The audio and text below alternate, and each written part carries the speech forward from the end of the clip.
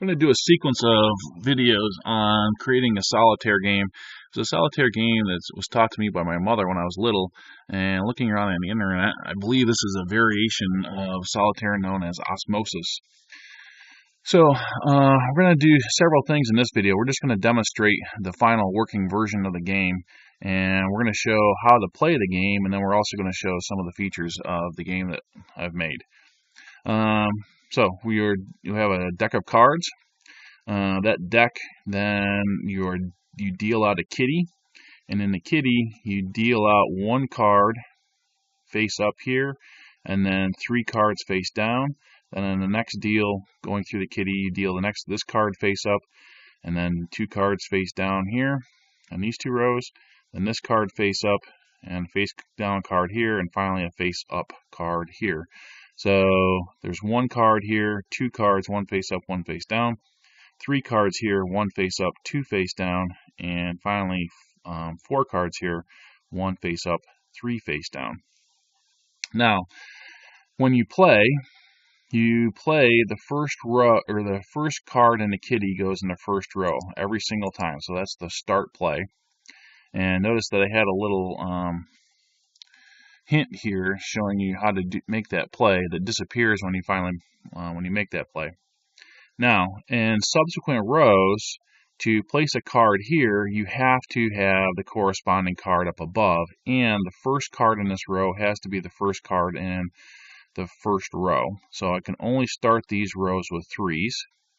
And I just kept playing new game until I got to a game where I could see a 3 was face up. Now, what's underneath the 3? So I put some cheats in here so that if I right click on this card, which I'm going to do, up above it actually shows the 3 and the card underneath it. And when I let go of the right mouse button, those disappear. Right click on a 4, it shows the 4 and the cards beneath, and the 2 and the 2 beneath. It's actually kind of useful for this game because I have a 2 of diamonds here. If the 3 of diamonds was underneath this 2, you're done. You can't possibly win because the 3 of diamonds has to be the first diamond played. And similarly, it says double click the deck to deal 3 cards. So when you deal, you're always dealing by 3s, and you can show the cards underneath again by right clicking on the deck, holding, and then when you let go, then those cards will disappear. And you can cheat again here because underneath if the 3 of spades happen to be underneath the 5 of spades on that first round of dealing, again, you can't possibly win. Now we know that's not the case because the 3 of spades is right here, but it could happen. And it happens more often than one wants if you want to win the game. Okay, so I can play this 3 of spades in this row, and I can play any club up here I want.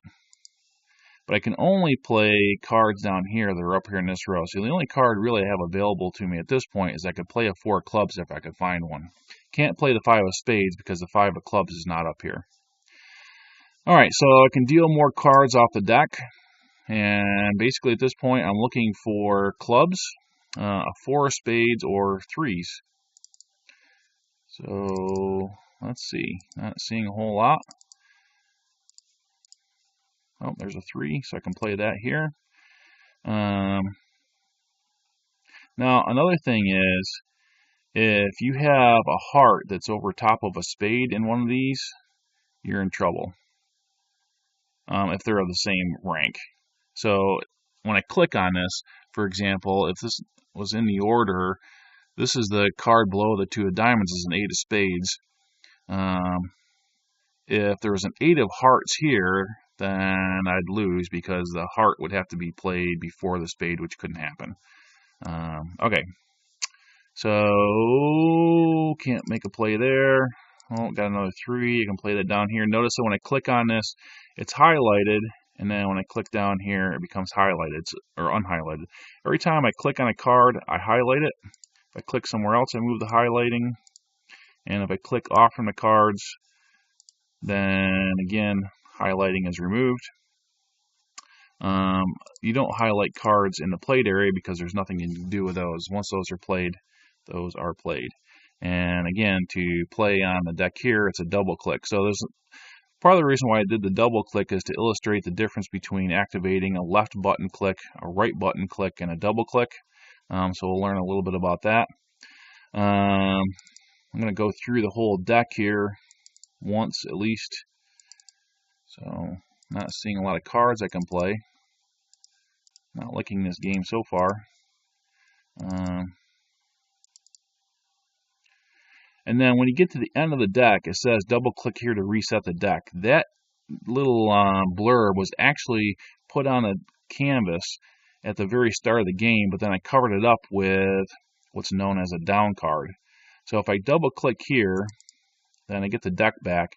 And what's displayed here is actually only one card. Now, there should be, 40 some cards underneath this, but we're only putting one image up here, and this is what's known as the down card.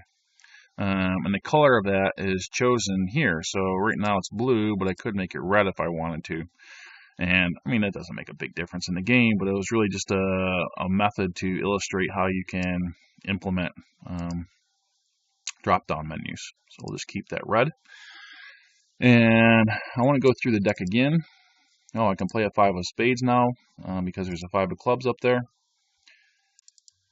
And now I can play a 5 of hearts if I come across one.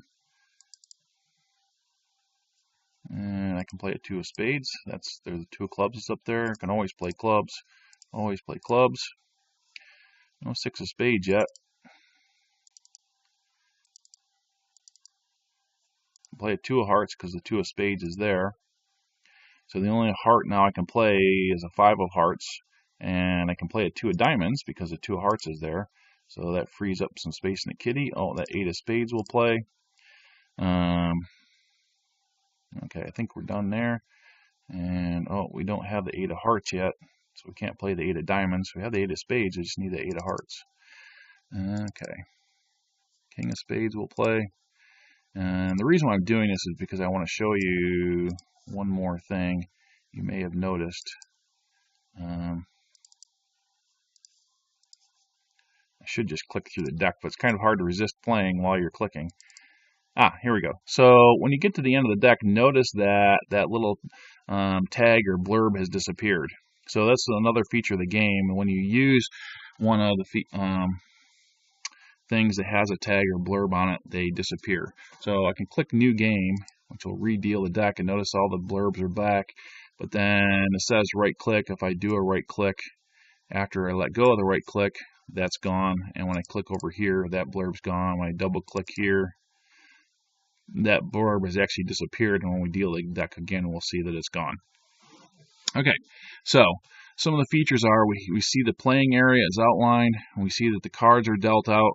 We can change the color of the deck. We can get a new game. And then one last feature, I implemented a menu system. And in the menu, it just gives us some directions for how to play, which pops up another window.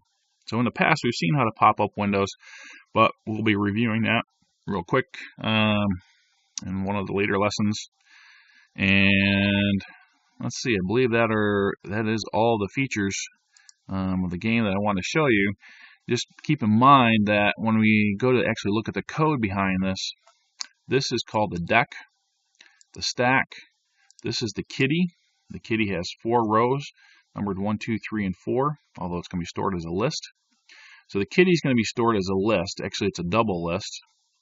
It's a list by row, and then for each row, we have a list of cards in that row. The played area is also a double list, so it's a list of rows, and for each row, there's a list of cards that have been played. The stack is a list, so it's just a list of all the cards in the stack, and the deck is a stack. And then there's also the cheat section, which is just a short little, actually, the cheat section is not even a list. That's just a bunch of images which are all tagged. And all these cards have to be tagged when they're placed on the board in the case that you have to move them. So for example, when I click on the 7, I'm clicking in this space, but I'm also clicking on an image that's tagged. So when I click down here, I delete the 7 that was up here, place the 7 down here, and then this 3 actually was not underneath the 7. That's a new image that's created. So the only thing that's displayed right here is the 3 of clubs. When I click on that and move it, there's actually, for a very brief second, this is going to be just green and blank. I don't think you'll see it because immediately I'm going to put a card there underneath it. And in fact, the card I'm going to put is an 8 of spades, but that card is not there yet. Not until I click down here, and then the 8 of spades comes up. And so this was green for just a very brief second when I deleted the 3 of clubs and then placed the 8 of spades. So I believe that is all the features that we need to talk about. So in the next 3 videos, we're going to show the code for how to create this thing. In the first video, we're going to make a deck of cards, and then we're going to create the outlines on the board and place some buttons and things. And then in the next video, we're going to show how to deal the cards and place the cards. And then in the last video, we're actually going to create the gameplay and the rules for playing the cards. That's the longest bit right there, is the rules. It always seems to be the case because there's special cases inside the rules and things like that.